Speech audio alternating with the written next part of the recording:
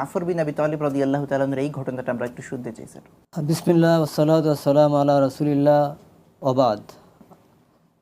প্রেরণার বাতি করে অনুষ্ঠান যারা শুনছেন, দেশের বিদেশের কাছের দূরের সবাইকে মাহে রমাদানের শুভেচ্ছা জানিয়ে আমি শুরু করছি। রাসূলুল্লাহ সাল্লাল্লাহু আলাইহি ওয়াসাল্লামের অন্যতম সাহাবী জাফর ইবনে আবু তালিব রাদিয়াল্লাহু তাআলা আনহুর ইসলাম গ্রহণের ঘটনা। জাফর ইবনে আবু তালিব রাদিয়াল্লাহু তাআলা আনহু তিনি বনি হাশিম গোত্রের ছিলেন এবং তিনি রাসূলুল্লাহ সাল্লাল্লাহু আলাইহি ওয়াসাল্লামের চাচা আবু তালেবের ছেলে ছিলেন, যেমনটি আমাদের আবু সাইদ স্যার বলছিলেন। তো তিনি ইসলামের প্রাথমিক যুগে যে বছর মক্কায় প্রচণ্ড খরা হয়েছিল এবং খরার কারণে ফসল নষ্ট হয়ে গিয়েছিল, খরার কারণে পশু পাখিগুলো সব মরে গিয়েছিল।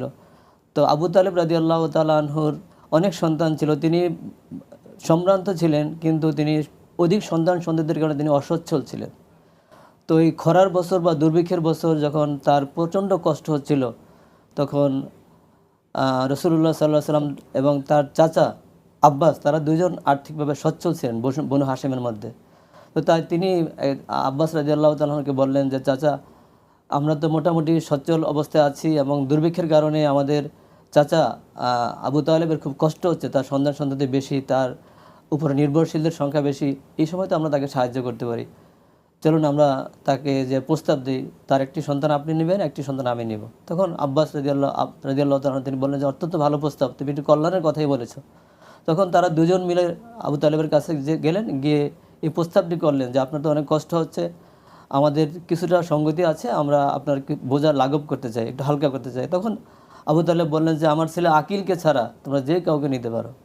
তখন রাসূলুল্লাহ সাল্লাল্লাহু আলাইহি ওয়াসাল্লাম আলী রাদিয়াল্লাহু তাআলাকে নিলেন এবং আব্বাস রাদিয়াল্লাহু তাআলা তিনি জাফরকে নিলেন। এই নেয়ার পরে আলী রাদিয়াল্লাহু তাআলা রসুলের বাসায় গেলেন, তার কাছে বড় হতে থাকলেন এবং তখন রাসূল সাল্লাল্লাহু আলাইহি ওয়াসাল্লাম নবুয়ত পাইলেন। আলী রাদিয়াল্লাহু তাআলা আনহু তিনি নবুয়ত পাওয়ার পরে যুবকদের মধ্যে তিনি প্রথম ইসলাম গ্রহণ করলেন এবং রসুল এবং আলী মিলে তারা দুজন একদিন মসজিদে হারামের চত্বরে নামাজ পড়তে দাঁড়িয়েছেন।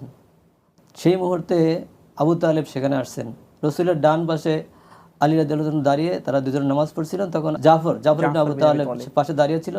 তখন আবু তালেব তাকে বললেন, জাফর, তুমি মুহাম্মদের পাশে দাঁড়াও।